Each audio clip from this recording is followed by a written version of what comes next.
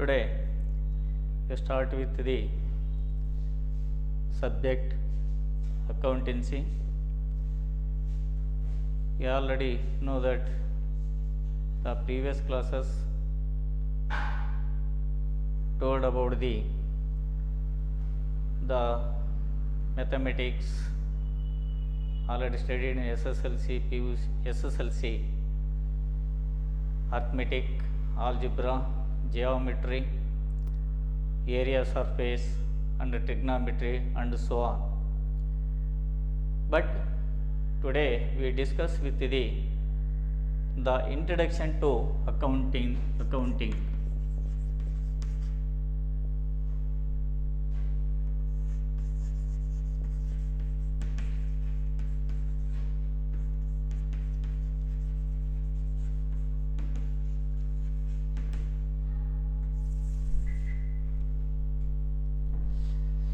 Over the centuries, accounting has remained the functions confined to the financial record keeping functions of the accountant.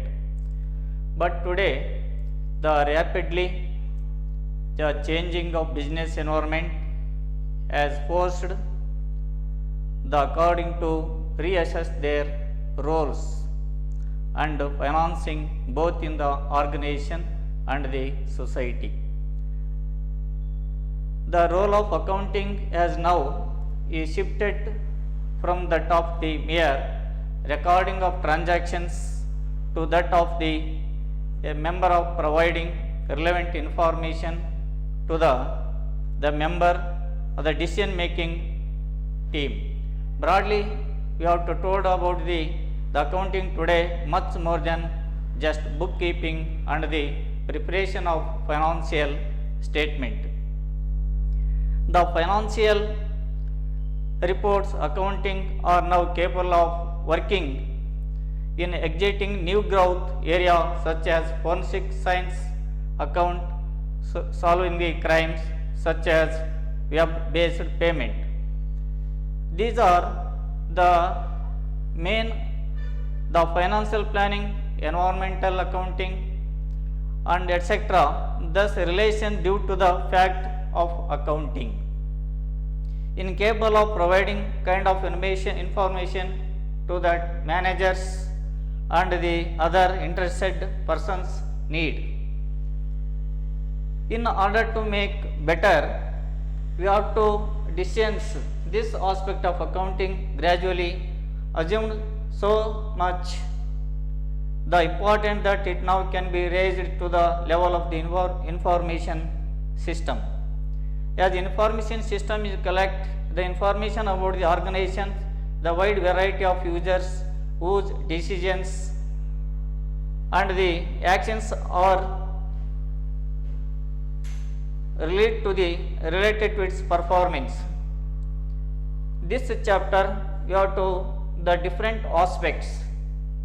Now, what is accounting, what is bookkeeping, and how to maintain the records, and so on.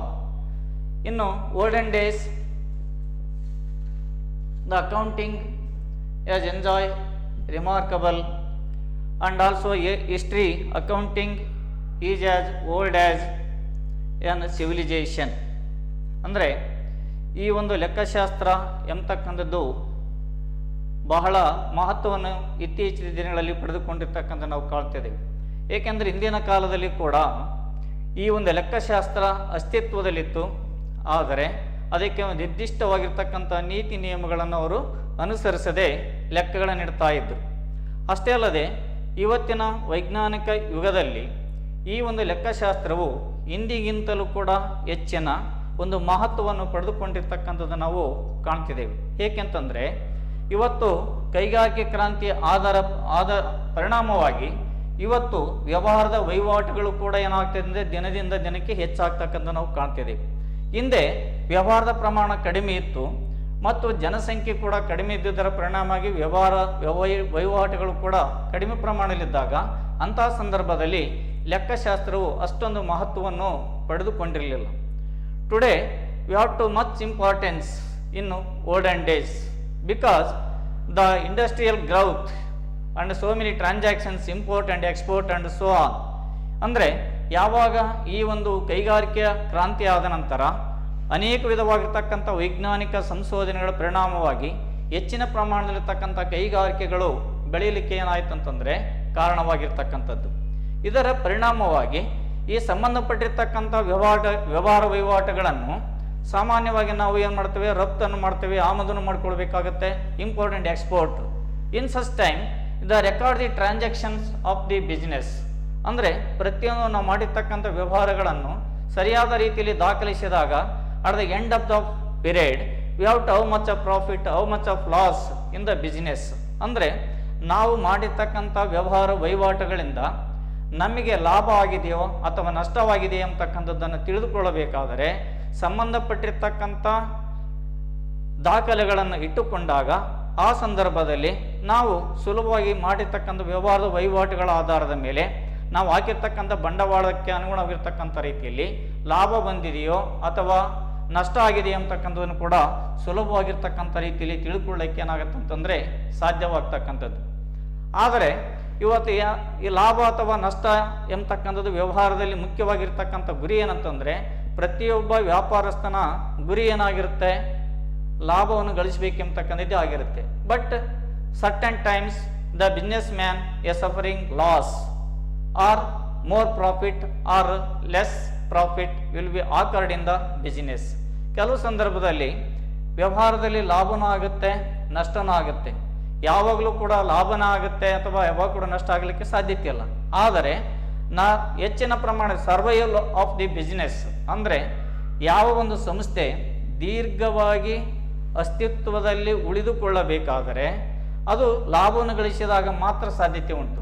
ಯಾವ ಒಂದು institution, ಯಾವ ಒಂದು ಸಂಸ್ಥೆ, ವ್ಯಾವಹಾರಿಕ ಸಂಸ್ಥೆ ನಷ್ಟವನ್ನು ಅನುಭವಿಸ್ತಾ ಇದ್ದರೆ ಅಂಥ ಸಂದರ್ಭದಲ್ಲಿ ಹೆಚ್ಚಿನ ಪ್ರಮಾಣದಲ್ಲಿ ಅದು ದೀರ್ಘಕಾಲ ಅಸ್ತಿತ್ವದಲ್ಲಿ ಉಳಿದುಕೊಳ್ಳಲಿಕ್ಕೆ ಸಾಧ್ಯವಾಗುವುದಿಲ್ಲ. Today the so many industries are existing in our country, but today we have to so many small industries suffering from financial losses because the transaction is very critical position, because the production is under market problems and production problem and import and export.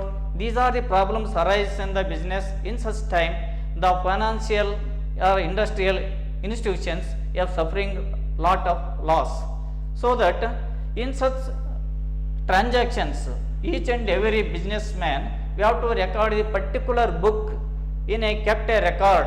We have to each day any problem arises in which date occurred in the transactions of the business, because each and every transaction must be according to date wise. We have to record the transactions. At the time we have to verify the accounts in which date we have to transactions are recorded in the business.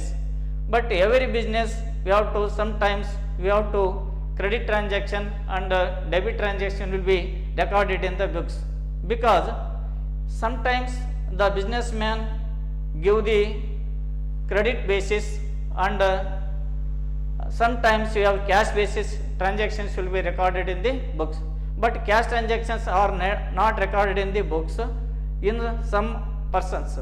But we have to cash transactions and credit transactions also recorded in the books of the certain accounts will be maintained by the business man.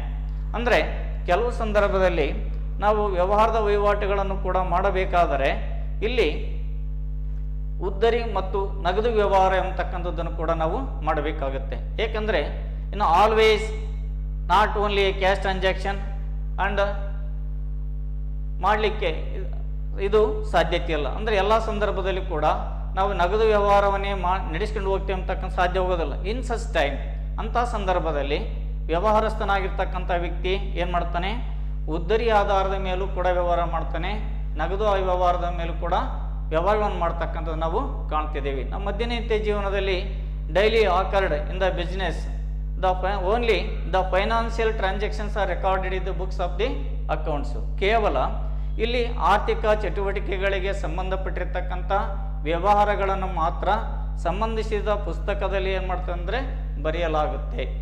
So that the businessman you have to record the transactions in a particular book according to their day by day in the transactions are recorded in the books of the accounts. But the history of development of accounting, history and development of accounting.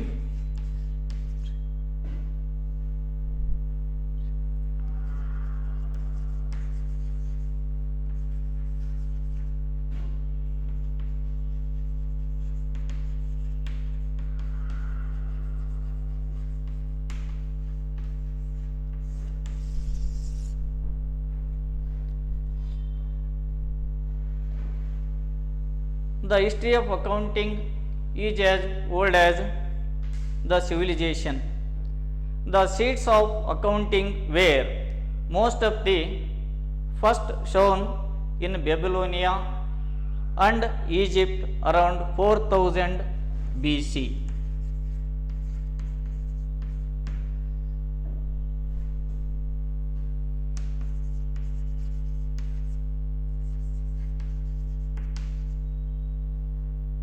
Babylonia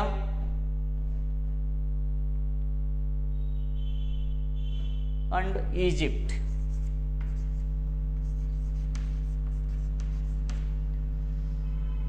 Around 4000 BC, he recorded the transactions, payment of wages and taxes to clay tablets. Historical evidence reveals of that Egyptians used some form of accounting their treasuries where gold and other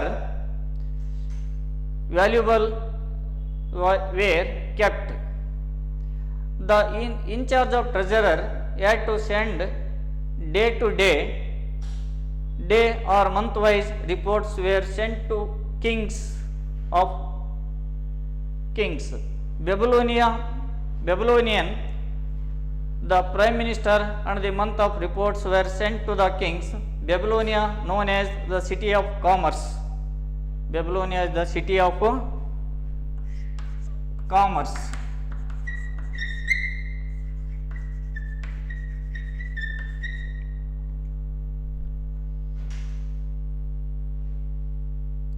So that we used accounting business uncover losses taken place due to the fraud and lack of efficiency.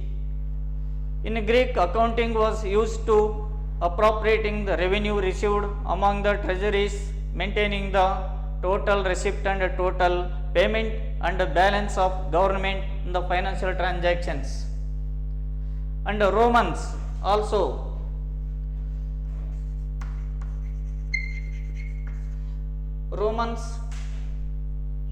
used where the memorandum of day book where receipt and payment account recorded, and China used also sophisticated form of government the accounting as early as possible. Accounting practices in India could be traced back period when 23 centuries ago the Kautilya, the minister of Chandragupta,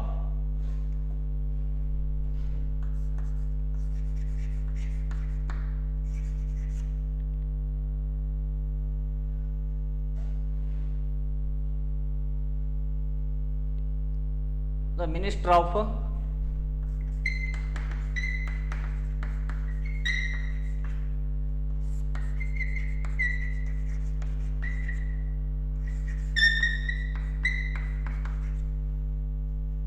Chandragupta, the kingdom, wrote a book named Arthashastra, which also described how accounting records had to be maintained.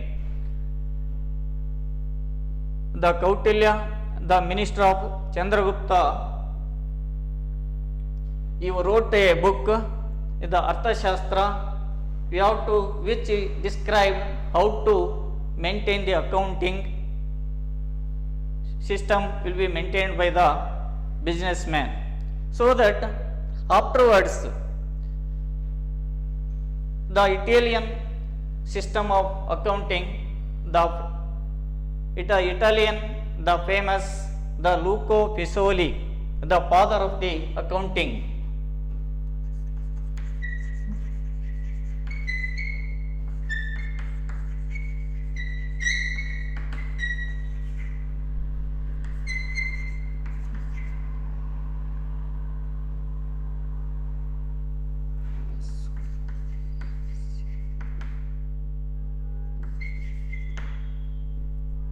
Luca Pacioli.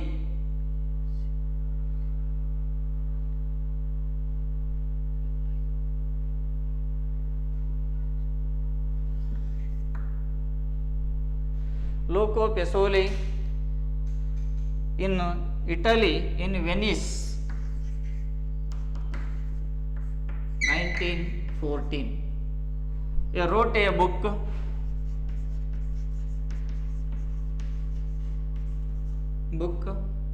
Double Entry System.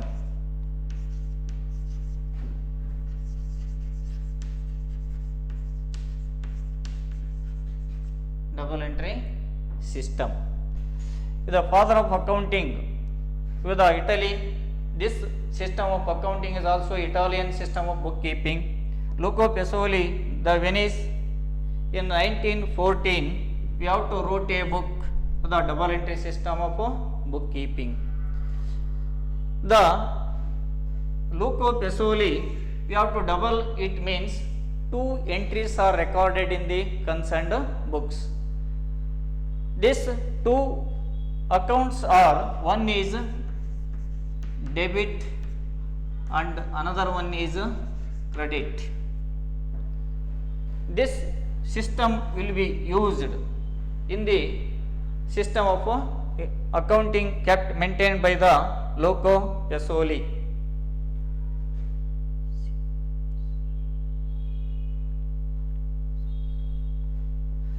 Afterwards, the proprietor is to maintain the debit and credit. It means each and every transaction must be recorded in the each 2 entries. One transactions, at least 2 accounts are maintained.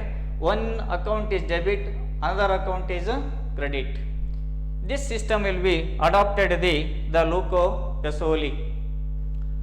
Afterwards, this system of bookkeeping and history of accounting, ಅಂದರೆ ಇಂದಿನ ಕಾಲದಲ್ಲಿ ಕೂಡ ನಾಗರಿಕತೆ ಯಾವಾಗ ಅಸ್ತಿತ್ವಕ್ಕೆ ಬಂತೋ ಅವತ್ತಿನಿಂದನೂ ಕೂಡ ಈ ಒಂದು ಲೆಕ್ಕಶಾಸ್ತ್ರವನ್ನು ನಾವು ಅನೇಕ ವಿಧವಾಗಿರ್ತಕ್ಕಂಥ ರೀತಿಯಲ್ಲಿ ಅದನ್ನು ಅರ್ಥೈಸಿಕೊಂಡು ತಮಗೆ ಅನುಕೂಲವಾಗುವಂಥ ರೀತಿಯಲ್ಲಿ ಇಂದಿನ ರಾಜ ಮಹಾರಾಜರು ಕೂಡ ತಮಗೆ ಬಂದಿರತಕ್ಕಂಥ ಆದಾಯ ಮತ್ತು ಖರ್ಚುಗಳನ್ನು ಕಂಡುಕೊಳ್ಳುವುದಕ್ಕೆ ಅವರು ಈ ಲೆಕ್ಕಶಾಸ್ತ್ರದ ಪದ್ಧತಿಯನ್ನು ಕೂಡ ಅಳವಡಿಸಿಕೊಂಡಿರ್ತಕ್ಕಂಥದ್ದನ್ನು ನಾವು ಕಾಣ್ತಿದ್ದೇವೆ.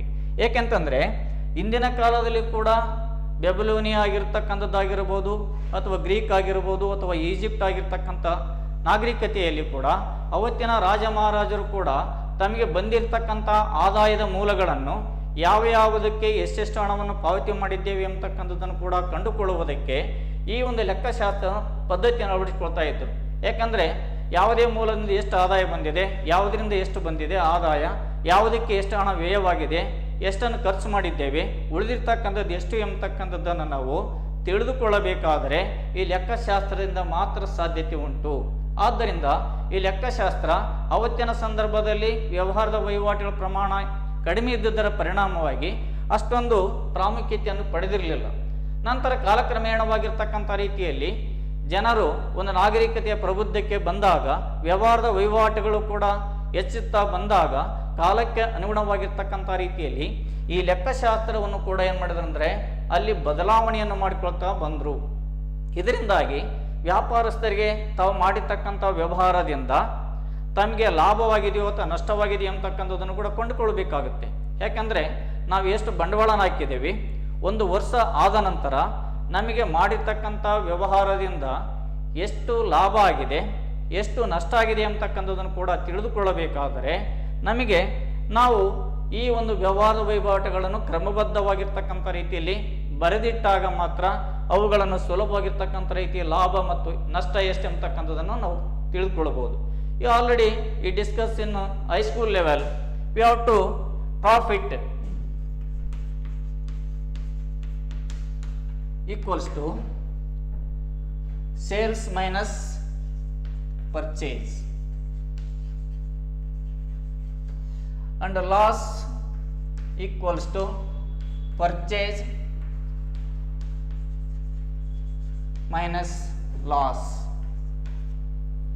This formula you have to adopted, you have to find out the whether profit or loss, because each and every businessman, a small businessman, a purchase of goods or fruits and articles, any articles, we have to purchase, afterwards resell the goods.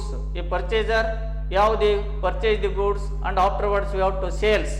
Afterwards you have to whether profit or loss in the business, so that profit equals to sales minus purchase, and also a loss occurred in the business. In such time you have to purchase minus sales, sorry, purchase minus sales. ಯಾಕಂದರೆ ಅಲ್ಲಿ ಲಾಭ ಅಥವಾ ನಷ್ಟವನ್ನು ಕಂಡುಹಿಡಿಯಬೇಕಾದ್ರೆ ನಾವು high school ಲೆವೆಲಲ್ಲಿ ಕೂಡ ಕಲ್ತ್ಕೊಂಡಿದ್ದೇವೆ. ಅಲ್ಲಿ ಏನಾಗುತ್ತಂತಂದರೆ ಮಾರಾಟ ಹೆಚ್ಚಿದ್ದು, ಖರೀದಿಯ ಪ್ರಮಾಣ ಖರೀದಿಯ ಬೆಲೆ ಕಡಿಮೆ ಇದ್ದು ಮಾರಾಟದ ಬೆಲೆ ಹೆಚ್ಚಿದ್ದಾಗ ನಮಗೆ ಏನಾಗುತ್ತೆ, ವ್ಯವಹಾರದಲ್ಲಿ ಪ್ರಾಫಿಟ್ ಆಗುತ್ತೆ, ಲಾಭ ಆಗುತ್ತೆ. ಲಾಸ್ ಯಾವಾಗುತ್ತೆ, ನಾವು ಖರೀದಿ ಮಾಡಿದ್ದಕ್ಕಂಥದ್ದು ಹೆಚ್ಚು ಆದರೆ ಸೇಲ್ಸ್ ಮಾಡಿರ್ತಕ್ಕಂಥ ಪ್ರಮಾಣ ಕಡಿಮೆ ಆಯಿತು ಅಂತಾರೆ, ಆ ಸಂದರ್ಭದಲ್ಲಿ ವ್ಯವಹಾರದಲ್ಲಿ ಏನಾಗುತ್ತೆ, ನಷ್ಟ ಉಂಟಾಗುತ್ತೆ. ಅದೇ ರೀತಿಯಾಗಿ ಇನ್ನು ಅನೇಕ ವಿಧವಾಗಿರ್ತಕ್ಕಂಥ ರೇಷಿಯೋ, ಪ್ರಪೋರ್ಷನೇಟ್, ಇವೆಲ್ಲವೂ ಕೂಡ ನಮ್ಮ ಲೆಕ್ಕಶಾಸ್ತ್ರ ಇದರಲ್ಲಿ ಗಣಿತದಲ್ಲಿ ಬರ್ತಕ್ಕಂಥ ನಾವು ಕಾಣ್ತಿದ್ದೇವೆ, ಮ್ಯಾಥಮೆಟಿಕ್ಸ್ನಲ್ಲಿ. ಅಲ್ಲಿ ನಾವು ಈ ಪ್ರಾಫಿಟ್ ಅಥವಾ ಲಾಸನ್ನು ಕಂಡುಕೊಳ್ಳಬೇಕಾದ್ರೆ ಅಲ್ಲಿ ನಾವು ಎಷ್ಟು ಖರೀದಿ ಮಾಡಿದ್ವಿ, ಮಾರಾಟಕ್ಕೆ ಎಷ್ಟು ಮಾಡಿದ್ವಿ ಅಂತಕ್ಕಂಥ ಆಧಾರದ ಮೇಲೆ ವ್ಯವಹಾರಸ್ಥನಾಗಿರ್ತಕ್ಕಂಥ ವ್ಯಕ್ತಿ ನಾವು ಮಾಡಿರ್ತಕ್ಕಂಥ ವ್ಯವಹಾರದಿಂದ ಲಾಭ ಅಥವಾ ನಷ್ಟ ಆಗಿದೆ ಅಂತಕ್ಕಂಥದ್ದನ್ನು ಸುಲಭವಾಗಿರ್ತಕ್ಕಂಥ ರೀತಿಯಲ್ಲಿ ಕಂಡುಕೊಳ್ಬೋದು. ಆದರೆ ಇಲ್ಲಿ ವ್ಯವಹಾರದ ವಹಿವಾಟುಗಳು ಹೆಚ್ಚಿದ್ದಾಗ ಅಂಥ ಸಂದರ್ಭದಲ್ಲಿ ಈ ಒಂದು ಪದ್ಧತಿಯಲ್ಲಿ ಲೆಕ್ಕಗಳನ್ನು ಕ್ರಮಬದ್ಧವಾಗಿರ್ತಕ್ಕಂಥ ರೀತಿಯಲ್ಲಿ ಸರಿಯಾದ ರೀತಿಯಲ್ಲಿ ಬರೆದಿಟ್ಟಾಗ ನಮಗೆ ಈ ಒಂದು ದಾಖಲೆಗಳ ಸಹಾಯದಿಂದ ಸಂಬಂಧಪಟ್ಟಿರ್ತಕ್ಕಂಥ ವ್ಯವಹಾರಗಳನ್ನು ಬರೆದು ವರ್ಷದ ಕೊನೆಯಲ್ಲಿ ನಾವು ಮಾಡ್ತಕ್ಕಂಥ ವ್ಯವಹಾರದಿಂದ ಎಷ್ಟು ಲಾಭ ಆಗಿದೆ, ಎಷ್ಟು ನಷ್ಟ ಆಗಿದೆ ಅಂತಕ್ಕಂಥದ್ದನ್ನು ಸುಲಭವಾಗಿರ್ತಕ್ಕಂಥ ರೀತಿಯಲ್ಲಿ ಕಂಡುಕೊಳ್ಳುವುದಕ್ಕೆ ಏನಾಗುತ್ತಂದರೆ ಸಾಧ್ಯವಾಗ್ತಕ್ಕಂಥದ್ದು. At the end of the financial period, how much of profit, how much of loss, in such reason how much of increase the profit in the business, in what action should be taken. Ade in such time you have to do the business, but sometimes a suffering loss. What reason we have to suffering the loss from the business? We have to find out the solutions to the solutions of the problem.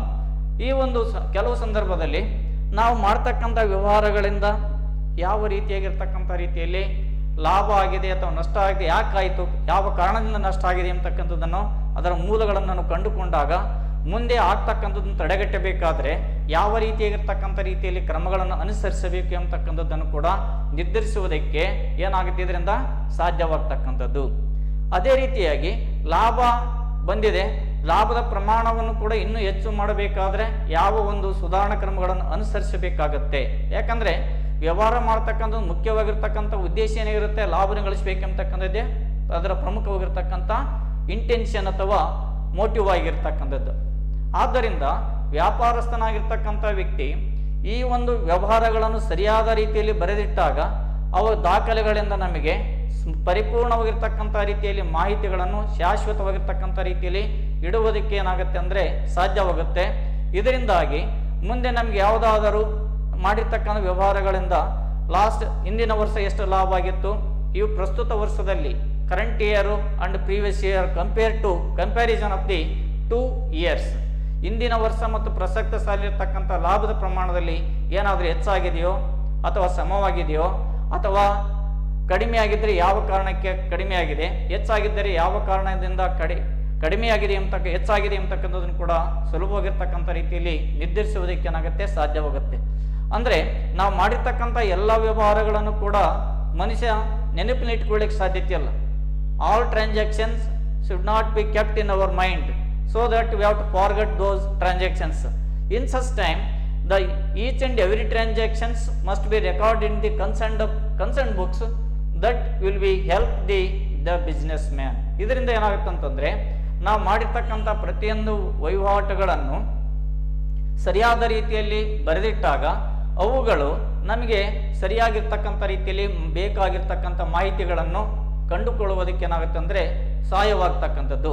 ಅಷ್ಟೇ ಅಲ್ಲದೆ ಈ ಸಂಬಂಧಪಟ್ಟಿರ್ತಕ್ಕಂಥ ವ್ಯವಹಾರದಲ್ಲಿ so many persons we have invested the money. In such time we have to the investors we have to give the information about the business. At the end of the period we have to financial information the concerned investors and creditors and bankers and so on. These people we have to providing the information about the institution of the financial reports should be submitted to all these persons we have to require. In such time we have to the properly the accounts are maintained by the persons businessman.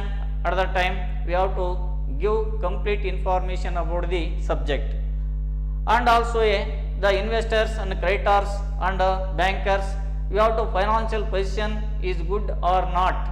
We have to decide it to take proper decisions, because the bankers give the loan depend upon the transactions of the concerned business, the trading company, whether the industrial company or industries and so on. In such time the businessman we have to transactions earn profit, and whether the profit or loss, these are information will be provided to report to the concerned persons, so that the accounting is very much importance, so that the businessman ಇವೆಲ್ಲ ಮಾಹಿತಿಗಳನ್ನು ಅಂದರೆ ನಾವು ವ್ಯವಹಾರದಲ್ಲಿ ಮಾಡಿರ್ತಕ್ಕಂಥ ಮಾಹಿತಿಗಳನ್ನು ಅಥವಾ ವರದಿಗಳನ್ನು ಸಂಬಂಧಪಟ್ಟಿರ್ತಕ್ಕಂಥ ಹೂಡಿಕೆದಾರರಿಗೆ, ಅಂದರೆ ಯಾರು ಬಂಡವಾಳವನ್ನು ತೊಡಗಿಸಿರ್ತಾರೋ ಅಂಥವರಿಗೆ, ಷೇರುದಾರರಾಗಿರ್ತಕ್ಕಂಥವರಿಗೆ, ಇವರೆಲ್ಲರಿಗೂ ಕೂಡ ನಾವು ಮಾಹಿತಿಯನ್ನು ಕೊಡಬೇಕಾಗುತ್ತೆ. ಬ್ಯಾಂಕ್ಗಳು ನಮಗೆ ಸಾಲವನ್ನು ಕೊಡಬೇಕಾದರೆ ನಮ್ಮ ಫೈನಾನ್ಷಿಯಲ್ ಪೊಸಿಷನ್ ಯಾವ ರೀತಿ ಇದೆ ಅಂತಕ್ಕಂಥದ್ದನ್ನು ನೋಡಿಕೊಂಡು ನಮಗೆ ಸಾಲವನ್ನು ನೀಡ್ತಕ್ಕಂಥದ್ದು. ಆದ್ದರಿಂದ each and every business man you have to confound the financial position of the business, so that each and every banks or investors or creditors give the loan. We have to obtain from the loan any other persons. In such situation the financial position is very important role in the business. ಅಂದರೆ ಈ ಒಂದು ಸಂದರ್ಭದಲ್ಲಿ ಸಂಬಂಧಪಟ್ಟಿರ್ತಕ್ಕಂಥ ವ್ಯವಹಾರ ಸಂಸ್ಥೆಗಳ ಹಣಕಾಸಿನ ಆರ್ಥಿಕ ಪರಿಸ್ಥಿತಿ ಯಾವ ರೀತಿಯಾಗಿದೆ ಎಂಬತಕ್ಕಂಥದ್ದನ್ನು ನೋಡಿಕೊಂಡು ಹೂಡಿಕೆದಾರರಾಗಿರ್ತಕ್ಕಂಥವರು ಸಂಬಂಧಪಟ್ಟಿರ್ತಕ್ಕಂಥ ಸಂಸ್ಥೆಗಳಲ್ಲಿ ಹಣವನ್ನು ತೊಡಗಿಸುವುದಕ್ಕೆ ಏನು ಮಾಡ್ತಾರೆ, ಮುಂದೆ ಬರ್ತಕ್ಕಂಥದ್ದು. ಆದ್ದರಿಂದ ನಾವು ಸಂಬಂಧಪಟ್ಟಿರ್ತಕ್ಕಂಥ ಸಂಸ್ಥೆಗಳು ಸರಿಯಾಗಿರ್ತಕ್ಕಂಥ ರೀತಿಯಲ್ಲಿ ವ್ಯವಹಾರಗಳನ್ನು ಮಾಡಿ, ಸರಿಯಾಗಿರ್ತಕ್ಕಂಥ ರೀತಿಯಲ್ಲಿ ಸಂಬಂಧಪಟ್ಟಿರ್ತಕ್ಕಂಥ ಷೇರುದಾರರಿಗೆ ಲಾಭಾಂಶವನ್ನು, ಹಣವನ್ನು ಹೂಡಿಕೆದಾರರಾಗಿರ್ತಕ್ಕಂಥ ವ್ಯಕ್ತಿಗಳಿಗೆ ಹಣವನ್ನು, ಈ ಒಂದು ಲಾಭಾಂಶವನ್ನು ಕೂಡ ಕೊಡಬೇಕಾಗಿರ್ತಕ್ಕಂಥದ್ದು. ಬಡ್ಡಿಯನ್ನು ಯಾರಾದರೂ ಸಾಲಪತ್ರಗಳ ಮುಖಾಂತರ ಸಾಲವಾಗಿ ಪಡ್ಕೊಂಡಿದ್ರೆ ಅದಕ್ಕೆ ಸರಿಯಾದ ಸಮಯಕ್ಕೆ ಅನುಗುಣವಾಗಿರ್ತಕ್ಕಂಥ ರೀತಿಯಲ್ಲಿ ಬಡ್ಡಿಯನ್ನು ಕೊಡ್ತಕ್ಕಂಥದ್ದು. ಇವೆಲ್ಲವುಗಳನ್ನು ಯಾವ ಒಂದು ವ್ಯವಹಾರ ಸಂಸ್ಥೆ ಪ್ರಾಮಾಣಿಕವಾಗಿರ್ತಕ್ಕಂಥ ರೀತಿಯಲ್ಲಿ ಕೆಲಸ ಮಾಡುತ್ತೋ ಆ ಒಂದು ಸಂಸ್ಥೆ ಉತ್ತಮವಾಗಿರ್ತಕ್ಕಂಥ ರೀತಿಯಲ್ಲಿ ಬೆಳವಣಿಗೆಯನ್ನು ಹೊಂದುವುದಕ್ಕೆ ಏನಾಗುತ್ತೆ ಅಂದರೆ ಸಾಧ್ಯವಾಗ್ತಕ್ಕಂಥದ್ದು. So that each and every industries and business the growing or development of the business, the financial requirement is very essential. Sometimes the own capital is not sufficient. In such time we have to borrow other persons or banking institutions or friends and so many other investors and creditors. These are persons who will be providing the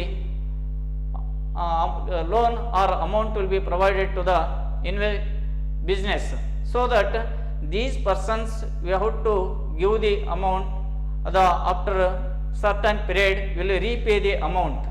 In such time the financial position is very good.